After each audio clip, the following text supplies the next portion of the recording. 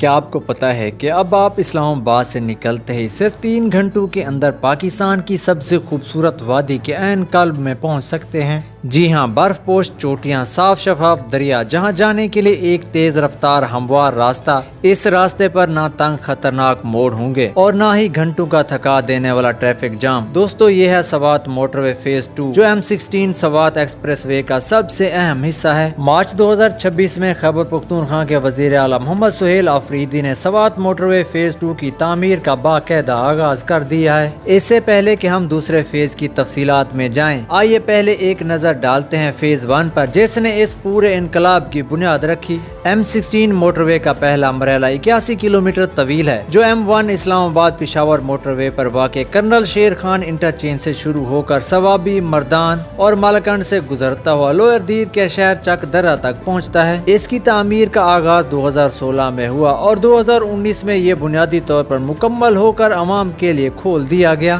اس phase 1 نے واقعی ایک انقلاب برپا کر دیا۔ اس نے مردان، شیرگڑھ، بٹکھیلا اور مالکنڈ پاس جیسے شدید رش والے مقامات کو مکمل طور پر بائی پاس کر کے ایک ہموار اور تیز رفتار راستہ فراہم کیا۔ اس موٹر وے میں 3 شاندار سرنگیں تعمیر کی گئی ہیں، جن میں سب سے لمبی سرنگ تقریباً 1.5 کلومیٹر طویل ہے، جو پہاڑوں کے سینے کو چیر کر نکلتی ہے اور جسے دیکھ کر انسان حیران رہ جاتا ہے۔ اسے پاکستان کی سب سے خوبصورت سرنگ بھی کہا جاتا ہے۔ اس فیز 1 سے نہ صرف سوات بلکہ لوئر دیر، اپر دیر، چترال، باجوڑ اور شانگلہ سمیت پورے مالاکنڈ ڈویژن کے لاکھوں لوگوں کی زندگیاں یکسر بدل گئی۔ لیکن چک درہ سے آگے وادی سوات تک کا سفر اب بھی ایک بڑا چیلنج تھا۔ پرانی قومی شاہراہ N45 جو تنگ، خطرناک اور شدید ٹریفک سے بھری رہتی تھی، لینڈ سلائیڈنگ اور سیلاب کی وجہ سے اکثر کئی دنوں کے لیے بند ہو جاتی اور ہر سال اس پر 200 سے زائد قیمتی جانیں ضائع ہوتی تھیں۔ یہی وجہ ہے کہ سوات موٹر وے فیز 2 کا منصوبہ بنایا گیا،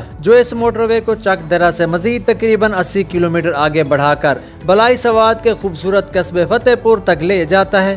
یہاں ایک بات واضح کر دوں، بہت سے لوگ سمجھتے ہیں کہ یہ صرف ونگورہ تک جاتی ہے، لیکن ایسا بالکل نہیں ہے۔ فتح پور وہ اہم ترین مقام ہے جو مشہور سیاحتی مقام مدین، بحرین اور کالام کے بالکل دہانے پر واقع ہے، اور جہاں سے آگے وادی کالام کا دل فریب سفر شروع ہوتا ہے۔ اس دوسرے فیز کی سب سے دلچسپ بات اس کا راستہ ہے۔ آپ جانتے ہیں کہ سوات ایک تنگ وی شکل کی وادی ہے جس کے بیچوں بیچ دریا سوات بہتا ہے۔ پرانی قومی شاہراہ دریا کے بائیں کنارے سے گزرتی ہے، جہاں منگورہ سمیت زیادہ تر آبادی واقع ہے اور ہمیشہ ٹریفک کا شدید ہجوم رہتا ہے۔ اس لیے انجینئرز نے انتہائی حکمت عملی سے فیز 2 کو مکمل طور پر دریا سوات کے دائیں کنارے کے ساتھ ترتیب دیا ہے تاکہ شہری علاقوں کے ہجوم سے بالکل بچا جا سکے۔ یہ راستہ چک درہ انٹرچینج سے شروع ہو کر شموزائی، باری کوٹ، کانجو، منگورہ کے قریبی علاقوں اور مالم جبہ تک رسائی فراہم کرنے والے کبل، خوازہ کھیلا، چار باغ اور مٹا سے ہوتا ہوا فتح پور پر ختم ہوتا ہے۔ پورے راستے پر 9 اہم انٹرچینج تعمیر کیے جا رہے ہیں جو ہر قصبے اور اہم مقام تک آسان رسائی فراہم کریں گے۔ ان میں منگورہ کانجو انٹرچینج خاص طور پر اہم ہے کیونکہ یہ سوات کے سب سے بڑے شہر اور سید و شریف ایئرپورٹ تک پہنچنے کا مرکزی راستہ ہوگا۔ مالم جبہ کے مشہور سکی ریزارٹ تک جانے کے لیے الگ سے انٹرچینج بنایا گیا ہے اور فتح پور کا آخری ایگزٹ وادی کالام اور بڑے سیاحتی مراکز تک براہ راست رسائی فراہم کرے گا۔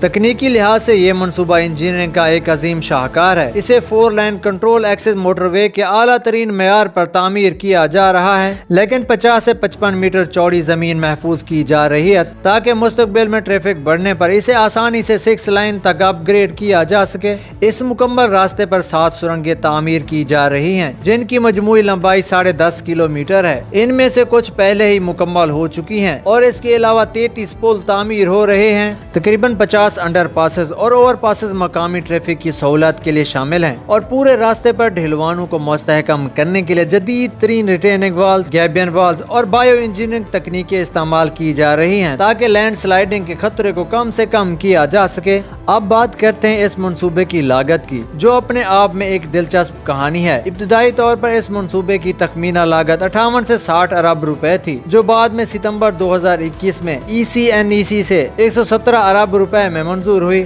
لیکن ملک میں مسلسل بلند شرح افراط زر، پاکستانی روپے کی قدر میں تیزی سے کمی، 2022 کے تباہ کن سیلابوں کے بعد ڈیزائن میں ضروری تبدیلیاں اور زمین کے حصول کی بڑھتی ہوئی قیمتوں کی وجہ سے مارچ 2026 تک یہ لاگت بڑھ کر 220 20 अरब रुपए से भी तजावुज कर गई है। इस मंसूबे की माली मामनत के लिए एशियन डेवलपमेंट बैंक ने 1.2 बिलियन अमरीकी डॉलर का तवील मुद्दती कर्ज फराहम किया है, जबकि बकिया रकम वफाकी PSDP और खैबर पख्तूनख्वा सूबाई हुकूमत के वसाइल से आ रही है। अगरचे ये मनसूबा CPEC के बुनियादी मनसूबों में बाज़ाब्ता तौर पर शामिल नहीं है, लेकिन ये बेल्ट एंड रोड के वसीतर इलाकाई कनेक्टिविटी के अहदाफ से बिल्कुल हम आहंग है। इस मनसूबे पर अमल दरामद NHA कर रही है, जो खैबर पख्तूनख्वा हुकूमत और खैबर पख्तूनख्वा हाईवेज अथॉरिटी के साथ मिलकर काम कर रही है। FWO समेत बड़ी तामीराती कंपनियां और बैनुल-अक़वामी मुश्तरका कारोबारी इत्तेहाद मुख्तलिफ हिस्सों पर बैक वक्त काम कर रहे हैं और तामीर की रफ्तार मजीद तेज करने के लिए पूरे रास्ते को 4 अलग अलग कंस्ट्रक्शन पैकेजेस में तकसीम किया गया है। इस मंसूबे की संगे बुनियाद मार्च 2022 में उस वक्त के वजीर आज़म इमरान खान ने रखी थी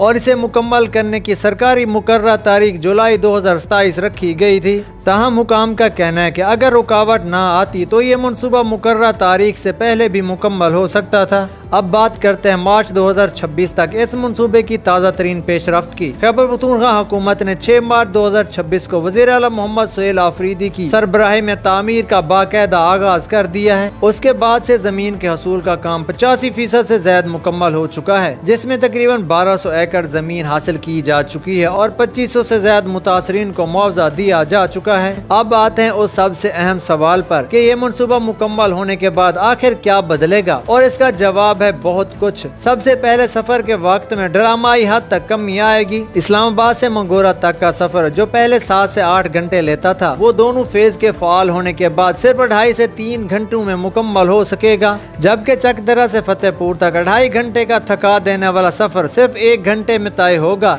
इससे भी अहम बात यह है कि मोटरवे वादी सवात को हर मौसम में काबिल इस्तेमाल मुस्तहकम राब्ता फराहम करेगी, क्योंकि पुरानी शाहराह लैंड स्लाइडिंग हादसात और बर्फबारी की वजह से अक्सर कई दिनों के लिए बंद हो जाती थी। सियाहत के लिहाज से ये एक हकीकी इनकलाब होगा। वादी सवात को अक्सर पाकिस्तान का स्विट्जरलैंड कहा जाता है और इसकी दिलकश कुदरती खूबसूरती, मालम जब्बा सुकी रिजॉर्ट, मोहदन झील, बहरीन और कालाम के मशहूर कुन मनाजर हर साल लाखों सयाहों को अपनी तरफ खींचते हैं। वादी में 450 से ज्यादा होटल मौजूद हैं और सालाना 2.5 लाख से ज्यादा सयाह आते हैं, जिनमें 30,000 गैर मुल्की सयाह भी शामिल हैं। हुकाम का अंदाजा है कि मोटरवे मुकम्मल होने के बाद सयाहों की तादाद 3 से 4 गुना तक सकती है, जैसे मेजबानी, सफरी खिदमात, नए रिजॉर्ट्स और एडवेंचर स्पोर्ट्स समेत मुतलका शोबों में 2 लाख से ज्यादा बराह रास्त और बिलवास्ता मुलाजमतें पैदा होंगी और सालाना 50 अरब रुपए से ज्यादा आमदनी मुतवक्के है। लाहौर, इस्लामाबाद और पेशावर से वीकेंड सयाह चंद घंटों में मंगोरा पहुंच जाएंगे, जिसे सवात वाकई एक आलमी मेयार की सियाहती मंजिल बन सकता है। जबकि ज़राअत के लिए भी ये मोटरवे एक मुकम्मल गेम चेंजर साबित होगी। सवात के इलाके मट्टा, ख्वाजा खेला और दीगर मकामात अपने आड़ू, सेब, चेरी, अखरोट और जापानी फल के लिए दुनिया भर में मशहूर हैं। इन जल्द खराब होने वाले फलों को पहले तंग सड़कों की वजह से वक्त पर मंडियों तक पहुंचाना इंतहाई मुश्किल होता था और बड़ी मिकदार में फल ज़ाय हो जाते थे। मोटरवे से मकामी किसान अपनी पैदावार तेजी से पेशावर, इस्लामाबाद और मुल्क भर की बड़ी मंडियों तक पहुंचा सकेंगे, बल्कि बरामद के लिए भी आसानी से भेज सकेंगे, जिससे उनकी आमदनी में खातिर खा इजाफा और नुकसान कम से कम होगा। इसके साथ साथ मंसूबे की स्ट्रेटेजिक अहमियत भी बेहद है। ये सिर्फ एक मोटरवे नहीं, सवात की तरक्की का नियाबाब है।